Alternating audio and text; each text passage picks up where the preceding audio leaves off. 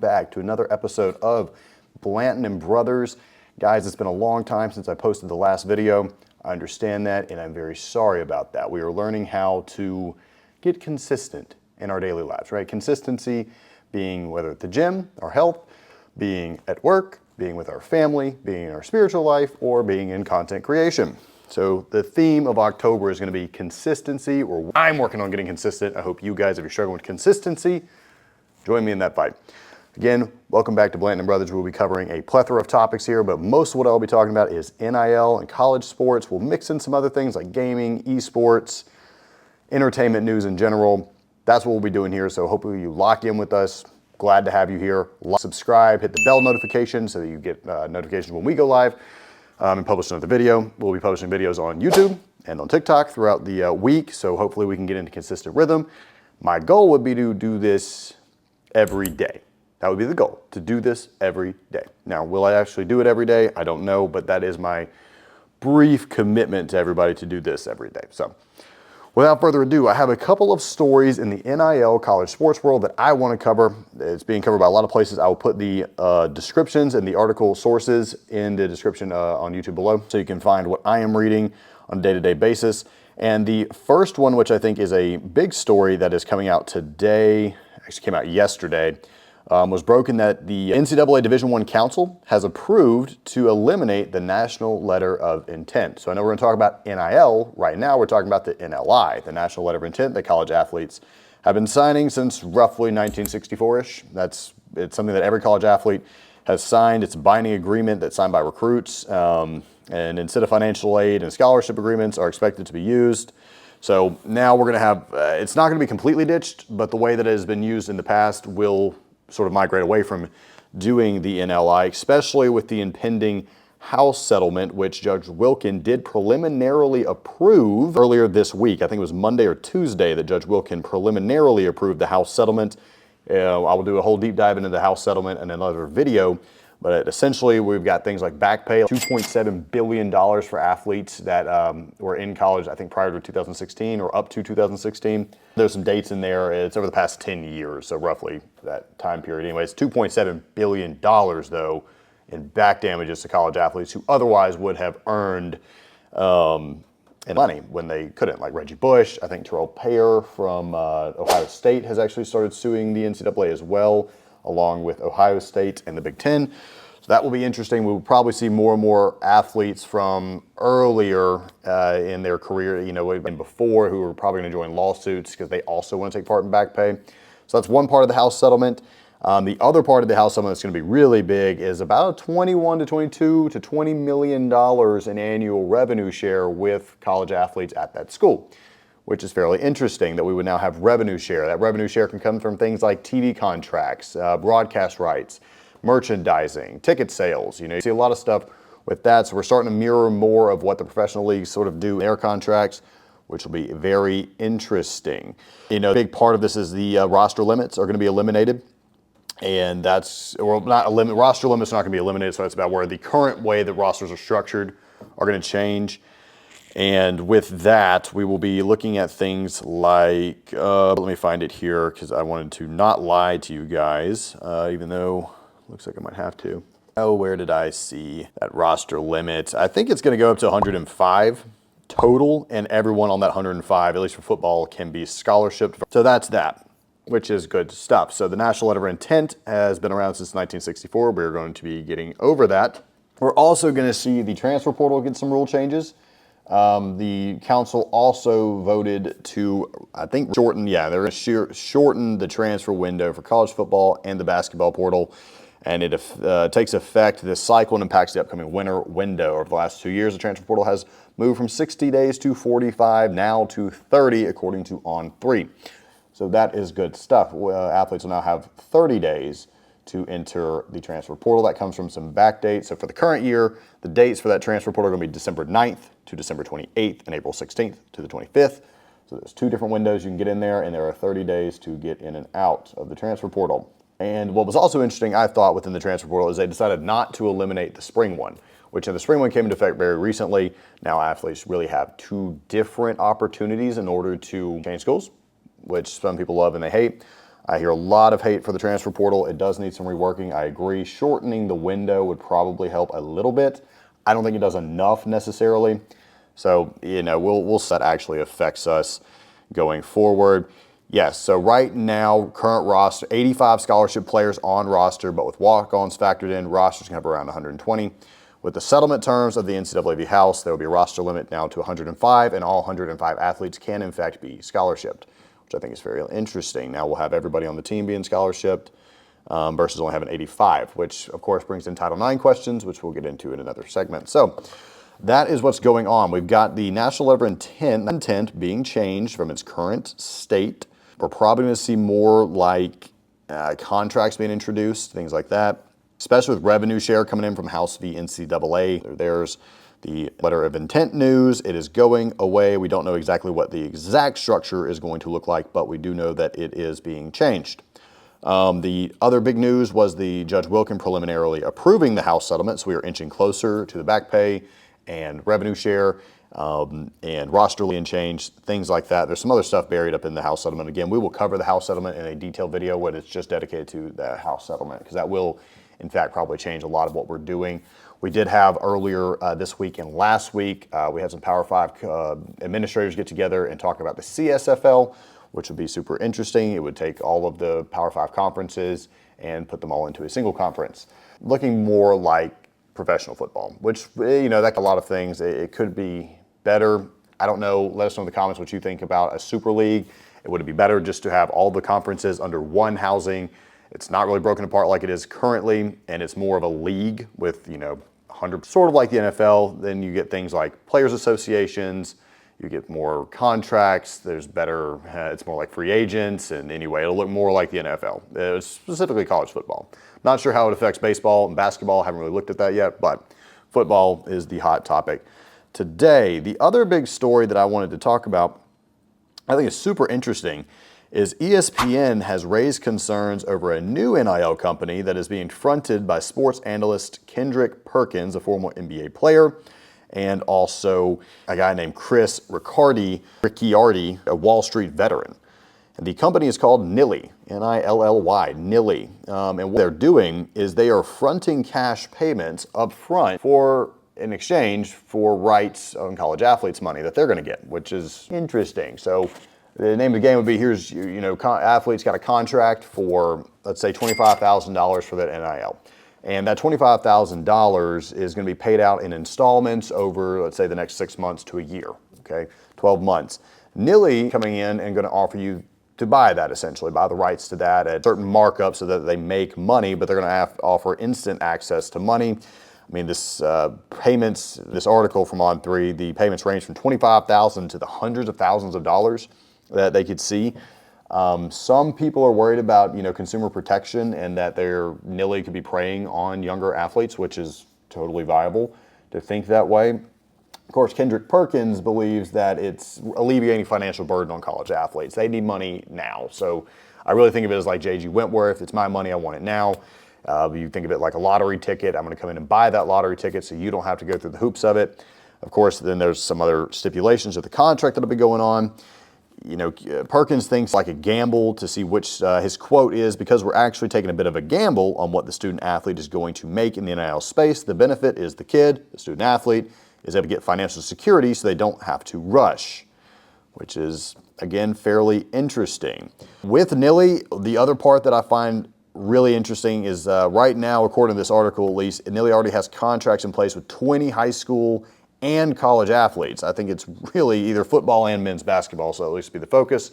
That tends to be where the most NIL money is put in right now.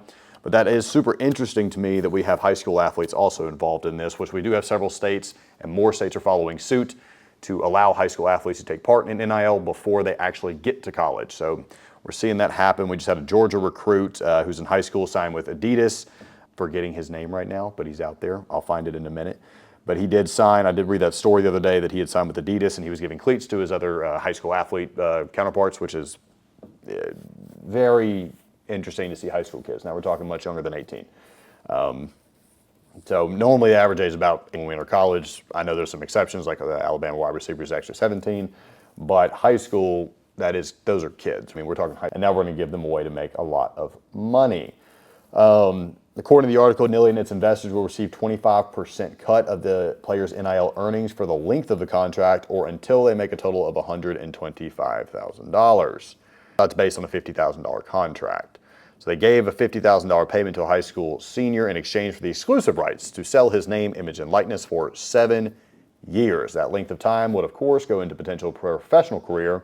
NIL and its investors will receive a 25% cut of the player's NIL earnings for the length of the contract or until they make a total of $125,000. This gives me creepy back feelings into the music industry that we deal with artists a lot. You get a lot of times record labels will front money to artists in exchange for the copyrights to their songs, their ownership of it, and we see how that has gone over the years. That has become a hotbed topic. People like Taylor Swift recording things after now they own them and trying to make their own money out of it. So really, what an interesting company.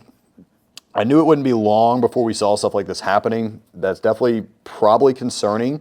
Let me know, if I'm an athlete and I've been told by X number of schools that my NIL value is $125,000 and I want to sign a contract today for 50. I want 50 grand in cash today, maybe to get out of some debt, maybe to help my parents out, whatever it is, to move, buy a car, whatever. I want 50 grand. So I'm going to go and sell my name, image, and likeness for 7 years. And they get to collect up 25% of everything I earn on my NIL for 7 years or until they make $125,000 back. I think in small increments like that, that's probably not the worst scenario in the world, but it can definitely get a lot more predatory if we're not careful about it. I don't know. Let me know what you think in the comments. Should players be able to fronted money for their NIL or should they not? Should we have to wait and actually complete the contract? Should companies like this exist? It's a very interesting path. I don't know that they should exist, but I'm not that smart either, so we'll find out in the coming days of how this actually works. I can definitely see where lawsuits would start to fly after a certain period of time with this stuff. So I don't know. Should they be able to do that? We'll see. And that is what I've really got today for the NIL news. We will go over our top 100 to see if anybody else has broken or our rankings have changed. So let's go over the NIL 100. We're going to go over the top 10 NIL valuations. Right now, I cannot pronounce some of these names, so you'll have to forgive me. But number one, and still sitting at number one, we've got Shedeur Sanders with an estimated on-3 NIL valuation of $5.8 million. We have Lividun in second place with a valuation of $4 million. The LSU gymnast has been making headlines for several years now and is, I think, entering her last year of eligibility with the NCAA. We'll see what she does after. Number 3 on the list, Travis Hunter, the amazing athlete from Colorado. He has got a valuation of $3.3 million at this current moment. Number 4, we have the freshman sophomore Arch Manning at $3.1 million. We have number 5, Jalen Milroe at $2.5 million. Quinn Ewers at $2.1 million for Texas. I think he is returning this week too to the field. Last report that I saw. We have number 7, Cam Ward, the senior from Miami at $2 million. Number 8, Jackson Dart, local to Mississippi, Ole Miss senior at $1.9 million. Number 9, we've got Carson Beck, the redshirt senior from Georgia at $1.8 million. And then Nico, I can never say Nico's last name, Inalova, I don't know. I always mess Nico's name up. Nico, number 10, the redshirt freshman at Tennessee at a valuation of $1.7 million. One of the people we were interested in watching over this next week was week's news when Vanderbilt toppled Alabama, right? And that was a big deal. It shocked the nation. I think it did. It definitely was crazy to see Vanderbilt beat Alabama. And Diego Pavia, the quarterback for Vanderbilt, had, a relatively okay NIL valuation. I think it was like $300,000. I really wondered if that was going to track and go up. We'll see his followers on both TikTok. I don't actually think he has a TikTok. I think he just has X, formerly known as Twitter, and Instagram, at least currently. He also has his own agency management called Pavia Management, which is super interesting to me. I don't know if he's doing that or his family members are doing that, but still super interesting. He has his own sort of management going on, which is set to grow pretty drastically. And we will continue to watch Diego and see if that defeat over Alabama really increases his NIL value, which I will check right now. Again, I use all of my NIL valuation stuff. I normally use On3. I like On3's algorithm that they use. It has to do with engagement, social media followers, performance basis, and then like total NIL stuff that's going on. I don't know that they take the actual contracts that they know about into, because that is quite difficult to do. Because a lot of times NIL deals, the value of them, how much their dollar value amount is not disclosed. Most of the clients that I worked with in the past, we really disclosed how much each one of their individual NIL deals were worth, for a variety of different reasons, mainly that you just don't want to. Yes, okay, so here we go. I just got Diego Pavia pulled up. My man went from, wow, skyrocketed. So we went from $371,000 on 3 on October 7th to $711,000 NIL valuation, a 92% increase in a week, which is pretty crazy to me. He has increased his social media followers by several thousand. I think he was around 12, now he's around 14. He's sitting around 8,000 on X. So Diego is definitely one to watch out for. He's a fiery personality. By the clip of him after the game, he said some interesting words, very unchained, uncensored. My man Diego, he is very pumped up, which can't lie, I would be too if I just beat Alabama like that. No one expected it. He was a transfer from Arizona State. He's following his coaches over there to Vanderbilt. You know, which on 3 actually, I think Ari in the morning, Ari, the show that Ari how, you know, whether he would have transferred or not, it was really about him following his coaches. So anyway, Diego, probably watch out for. He's growing in the NIL space. So beating Alabama can increase your NIL value by 400 grand. There you go. Beat Alabama and you could begin pricing for what you are worth. So that is what we are at right now. Oh, it's in Ari on 3. That's what I was looking for. Andy and Ari. Andy and Ari covered it yesterday, I believe, in their show, talking about Diego. So definitely check episode on Diego Pavia. Good stuff. Again, I will put these articles in my description below.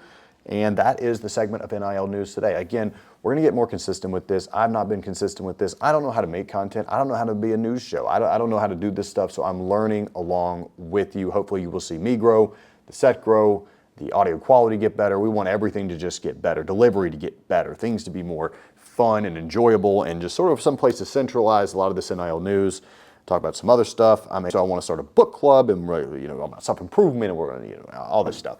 But anyway, that is what I have today. Hopefully I'll be back tomorrow again with another episode. So make sure, like, subscribe, put in the comments, what NIL story should I cover? What should I talk about? I'm curious to know a lot in the world. I talk to people throughout the day, and I see and hear different things about NIL. And a lot of people are confused about it. There's questions circulating. So I want to cover those. I want to talk about them, clear the air on them. Is it a good thing? Is it a bad thing? I don't know that we can decide right now. I think it's ultimately what is, and that is we have NIL. It's not going anywhere. I mean, we're not getting rid of it. And the only thing that's going to happen is more put around it. The way that the game is played, the way that we really as fan bases interact with the game is going to change, right? I mean, it's really going into more of a professional setting than it has been in the past. Anyway. Put in the comments, what should we talk about with NIL? I'm going to be covering top 3 stories, news. I'm going to get a lot of it from ESPN on 3 and different news sources 24/7 about the transfer portal stuff, how NIL is being affected by that. We'll keep doing that. And then just let us know what else we can do. We're going to keep publishing fun stuff. I'm going to go over video games in the future too. It won't be so newsy every single day, but we're going to give this a shot, see what it looks like. And that's where we are for it today. So, and again, Blanton Brothers, I'm Shane Blanton. All right, Blanton Brothers, Shane Blanton, hit the like, bell, subscribe to the channel so that when we go on, you will get the notification. Make a part of your NIL news. I want to be a part of it. It helps us. We love you. We thank you for the opportunity to do this. Goodbye, everybody. Have a great, what is it today? Thursday? Have a great Thursday. And we'll get ready for college football on Saturday. I'm super excited about college football. Grab your coffee. You know, let's lock in. Lock it in, baby. Rid of this. Great.